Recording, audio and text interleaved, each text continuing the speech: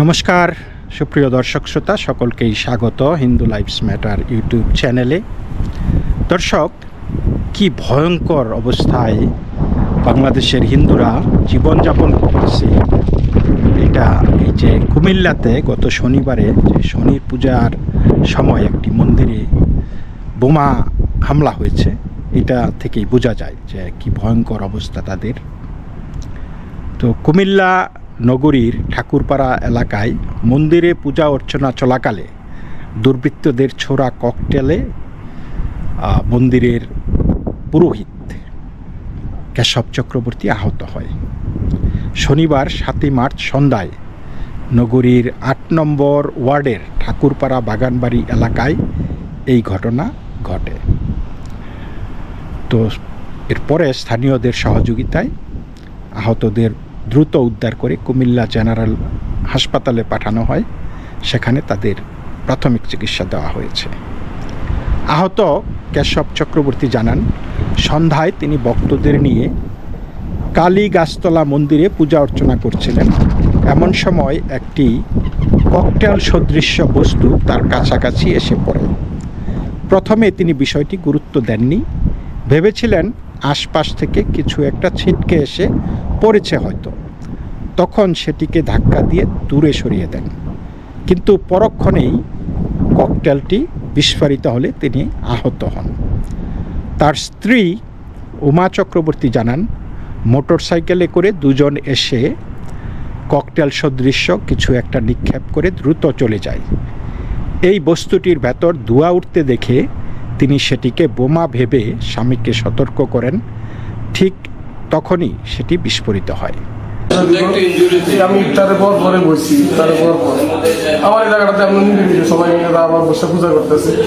পূজার এক শেষ পর্যায়ে আমি প্রায় তখন আপকা দেখলাম, মানে আমি আমার ভেসান্ত দিকে আপকা একটা পড়লো, মানে একটা সাদা বস্তু কোনদিন মশানো আমার গায়ের উপরে কাছে পড়ছে, ঠান্ডার উপরে। আমি ধরলাম গাড়িটা, আমার মনে হয় গাছের দিকে পড়লো কিনা কেউ ভারী বস্তু। আমি গাড়ি আসতে ফেলা দিয়া একটু দূরে সারা ফেলা দিয়েছি, দূরে তখন ধুমা আরম্ভ হয়ে গেছে। ধুমার কাজ পালে আমার ওয়াইফার একটা ছিল গাড়িটা তো বোম তো আমার স্মরণ লাগবে। সত্যি সত্যি আমি কাইতেছি, আমার এখানে হলো আর মার গাছে আমি কাপড়গুলো দাগুনে দিল। তখন আমি আর উঠতেই পারতেছি না। সারা বাংলাদেশ সহ ঢাকায় আমাদের বিক্ষোভ মিছিল চলছে। কুমিল্লাতেও শ্রী শ্রী ঠাকুরপাড়া কালী গাছতলা কালীবেদিতে শনি পূজা চলারত অবস্থায় বোমা নিক্ষেপে আহত ঠাকুর কর্তা এবং কিছু দর্শনার্থী, যার বিচার চেয়ে সাধারণ মানুষ রাস্তায় নেমে এসেছে। এভাবে আমরা বিচার চাচ্ছি, একত্রিত হন সকল সনাতনীরা। আর কতকাল এভাবে আমরা আক্রান্ত। তো দর্শক, এই কুমিল্লা নাকি সংস্কৃতির শহর, কুমিল্লাতে নাকি সবচাইতে বেশি মানুষ শিক্ষিত, কিন্তু এই কুমিল্লার বহু ঘটনাই তো আমরা আজকাল শুনতেছি। It's becoming a dangerous place right now. Comilla বা বৃহত্তর কুমিল্লা, ব্রাহ্মণবাড়িয়া, এইগুলি ইদানিং জঙ্গি স্থানে পরিণত হয়েছে। তো আমরা দেখেছি যে গত 2021 সালে যেই বাংলাদেশে হিন্দুদের ওপর ভয়াবহ দুর্গাপূজার সময় নির্যাতন নেমে এসেছিল, সেটা কিন্তু কুমিল্লা থেকেই হয়েছিল। আপনার সেই গদা ইকবাল মসজিদ থেকে কোরআন শরীফ নিয়ে গিয়ে সেই হনুমানের পায়ের নিচে রেখেছিল। তারপরে তারা লাইভ করে ফেসবুকে জানিয়েছিল যে নানিয়া দিঘির পাড়ের মন্দিরে, দুর্গার মন্দিরে কোরআন রাখা হয়েছে, প্রতিমার নিচে কোরআন অবমাননা হয়েছে। তো চিলে যখন কান নিলই, তখন তো আর কিছু করার নাই। তখন আপনারা জানেন যে মানুষের ইমানদণ্ড দাঁড়িয়ে যায়, তখন তারা যা কিছু তা করা শুরু করে। তো তাই করেছে, এবং সেটার আজ শুধু নানুয়া দিঘি মন্দিরে সীমাবদ্ধ থাকেনি, সেটার আজ সারা বাংলাদেশে ছড়িয়ে পড়েছে। আগে মারো তারপরে কথা, তো আগে মেরেছে তারপরে কথা হয়েছে, এবং কথা যখন হয়েছে তখন তারা জানতে পেরেছে যে এটা তো গদা ইকবালের কাজ। এবং পরবর্তী দেখা গেল যে সেই গদা ইকবাল হইছে এই যে বাহাউদ্দিন, যেই বাহারউদ্দিন আর কি, বাহারউদ্দিন বাহার কুমিল্লার যেই এমপি ছিল, বর্তমানে ভারতে তিনি তিনি আত্মগোপনে রয়েছেন। তো সেই বাহার উদ্দিনের চেলা, মানে বাগিনা বলে ডাকে। তো এখন পরে শেষ পর্যন্ত তাকে পাগল সাজিয়ে এই গুরু পাপে লঘুদণ্ড দিয়ে মানে 7 খুন মাপ করে দিয়েছে আর কি। তো হিন্দুরা তো এমনিও কখনো কোথাও বিচার পায় না, তো সেইটাই হয় আর কি। তো আজকের এই যে অসহিষ্ণুতা, হিন্দুরা পূজা করবে, এইখানে বোমা হামলার কি আছে? What is the issue? তোমরা কি চাও? তো তোমরা তো মানলাম তোমরা হিন্দুদের ধর্মকে ধর্ম মানো না, হিন্দুদের পূজা অর্চনাকে ফেক মনে করো, তাহলে এই ফেকটা নিয়ে তোমাদের এত আতঙ্ক কেন? তোমরা তোমাদের ইমানদণ্ড নিয়ে, ইমান নিয়ে যা খুশি করো, থাকো। নাকি এই এই মানে ইমান যথেষ্ট না? নিজের ইমানের প্রতি যথেষ্ট ইমান না থাকার কারণেই তো অন্যদের প্রতি অসহিষ্ণু, তাই না? হিংসা, মানে যে কোনো কিছু হইতেই পারে। Why you do that? আমি মুসলিম ভাই বোনদেরকে আমি এই বিষয়টাই বুঝা পাই না, যে এই জিনিসটাকে তারা ঘৃণা করে, সেই জিনিসটার কাছে যাওয়ারও তো দরকার নাই। তাদের পূজায়ও যেতে কেউ বলে না, অনুষ্ঠানে গান বাজনার অনুষ্ঠানেও, নাচের অনুষ্ঠানেও যেতে পারে বলে না, তারপরে যায়, গিয়ে অনিষ্ট করে। তো এই অনিষ্ট করাটার কারণটা কি? জাস্ট অ্যাভয়েড ইট, বয়কট করো। যেটা ভালো না লাগে এটা তো বয়কট করা উচিত, কিন্তু না, তোমরা বয়কট করবে না। তোমরা ওইখানে যাবে, যে আমার যেটা ভালো না লাগে সেটা তুমি করতে পারবে না। সেটা তুমি যেই হনুই হয়, তুমি দেশের নাগরিক, তাতে কী হয়েছে? তোমার কোনো অধিকার নাই। এটা 98, মানে কথায় কথায় বাংলাদেশকে 98% মুসলমানের দেশে বানায় ফেলায়, মানে talking down the Hindu population আর কি। বেসিক্যালি হিন্দুরা যে এখনও 10%-এর উপরে আছে বাংলাদেশে, এটার কিন্তু আমরাও এখন আস্তে আস্তে বিশ্বাস করা শুরু করেছি, আমরা 7%। কিন্তু আপনি যদি হিসাব করে দেখেন দেশের, ধরেন এই বৃহত্তর ফরিদপুর অঞ্চলটা দেখেন, চট্টগ্রাম অঞ্চলটা দেখেন, তারপরে খুলনা, রাজশাহী, যশোর, এই এলাকাগুলি দেখেন কি পরিমাণে হিন্দু। এক ঢাকা শহরেই তো মানে 20-25% হিন্দু। সো মানে এগুলি সব মিলায় যদি দেখেন, হিন্দুরা 7% না, মেবি ডাবল। কিন্তু ওই যে হিন্দুদের নাম্বারটাকে যদি আমরা টক ডাউন করে না দেখাই, তাহলে তো হিন্দুদের মনে সাহস জন্মাবে, হিন্দুরা চাঙ্গা হবে যে আরে আমরা তো আসলেই অনেক, মানে জিনিসটা এইরকমই একটা ষড়যন্ত্র। এবং ষড়যন্ত্র চলে আমাদের সংখ্যার দিক থেকে, ষড়যন্ত্র চলে। আর যখন হিন্দুরা জানতে পারবে যে আমরা অনেক, তখন এই যে এই আক্রমণগুলির ব্যাপারে হয়তো প্রতিরোধের চেষ্টা করা হবে।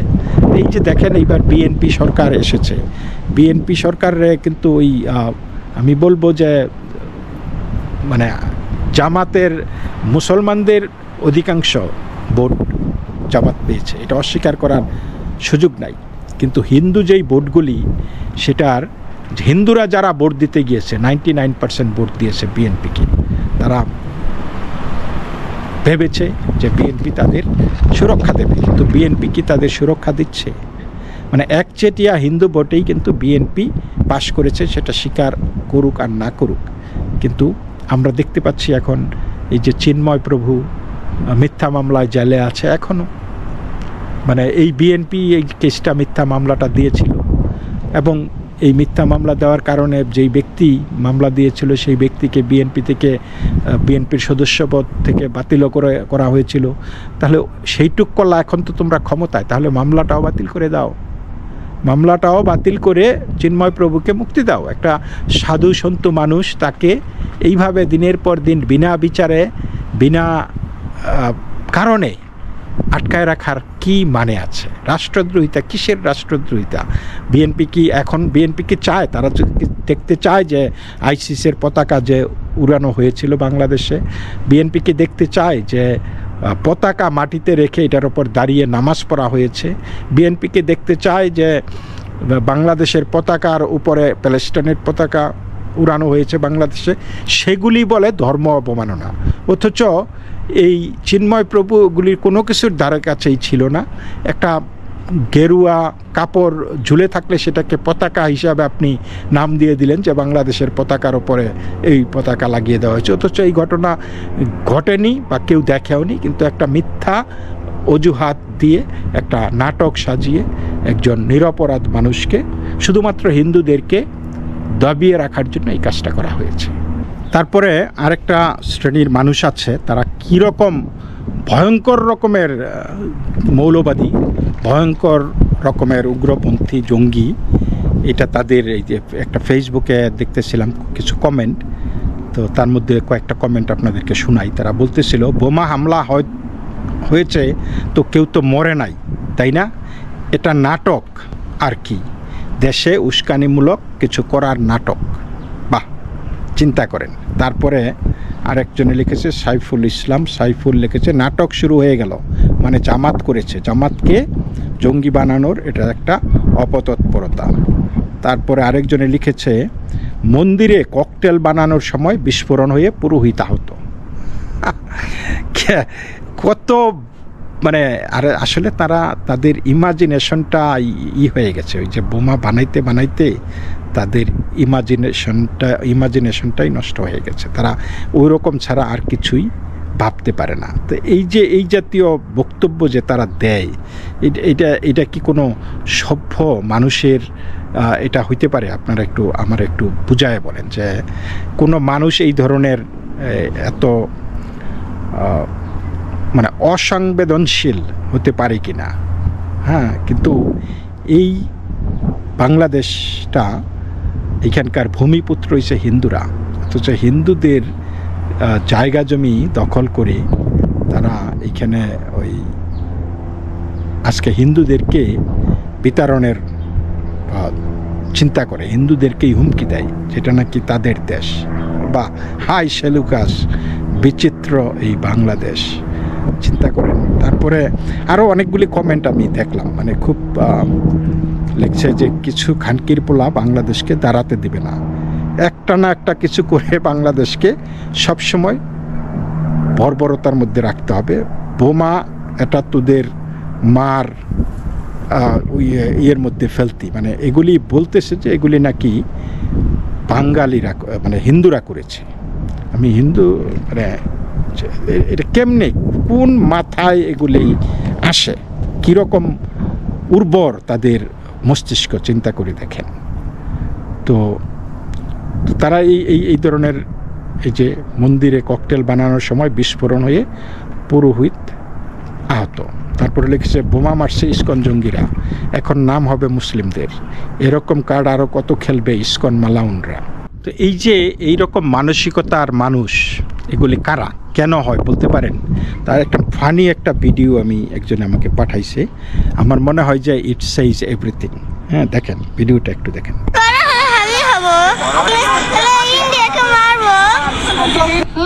বড় হয়ে তুমি কি হবে? ডাক্তার হব। ডাক্তার হবে?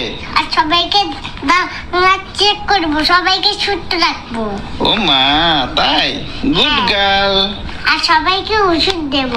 আচ্ছা, গুড গার্ল মামা। আমি হব, ইন্ডিয়াকে মারবো। বড় হয়ে তুমি কি হবে? ডাক্তার হব। ডাক্তার হবে? আর সবাইকে চেক করব, সবাইকে সুস্থ রাখবো। ও মা, তাই? Good girl. আর সবাইকে ওষুধ দেব। তো আচ্ছা, দর্শক, good girl, আপনি মামা। চিন্তা করে দেখেন, এখানে দুইটা বাচ্চার ভিডিও দিয়েছে পরপর। একটা বাচ্চা বলতেছে বড় হয়ে হাদি হব আর ইন্ডিয়াকে মারবো। এই বাচ্চাও জানে যে হাদি হতে হবে, ইন্ডিয়াকে মারতে হবে, আর ওই যে সাউয়া মাউয়া সিরা ফেলতে হবে, এগুলি হচ্ছে তাদের বক্তব্য। আরেকটা মেয়েকে, যেটা হিন্দু মেয়ে, তাকে বোঝানো হচ্ছে, জিজ্ঞেস করা হচ্ছে সে বড় হইলে কি হবে। সে বড় হয়ে ডাক্তার হবে, সবার সেবা করবে।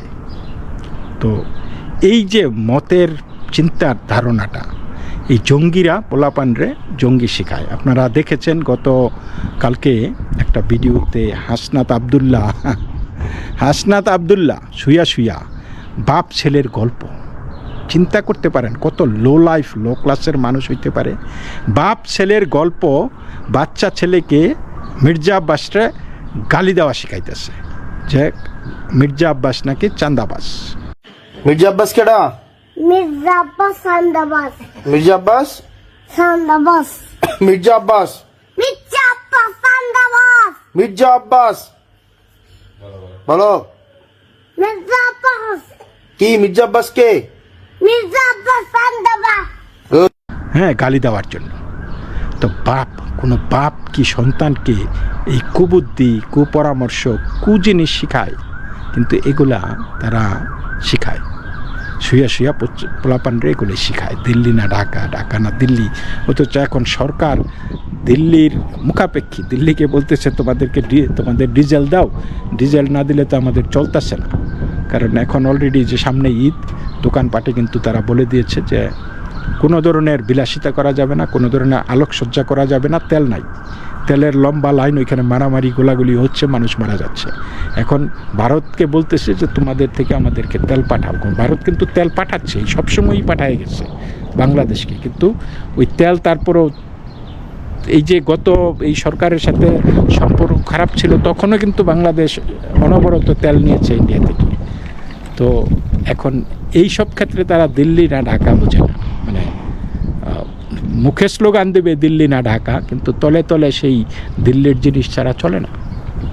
কতবার বয়কট করেছে পিনাকি, ওই যে তাদের পয়গম্বর পিনাকিরে দিয়া বয়কটের ডাক দেওয়া, বয়কট করে সয়লাভ হয়ে গেছে। তো দেখা গেল যে যখন বাৎসরিক রিপোর্ট বের হয় আমদানি রপ্তানির, দেখা যায় যে খালি ভারতের থেকে আমদানি বাংলাদেশে বাড়তাছেই, আর বাংলাদেশ থেকে রপ্তানি ভারতে কমতাছেই। কেমনি কী হলো, কে কারে বয়কট করলো এই হিসাবটাই বোঝা যায় না।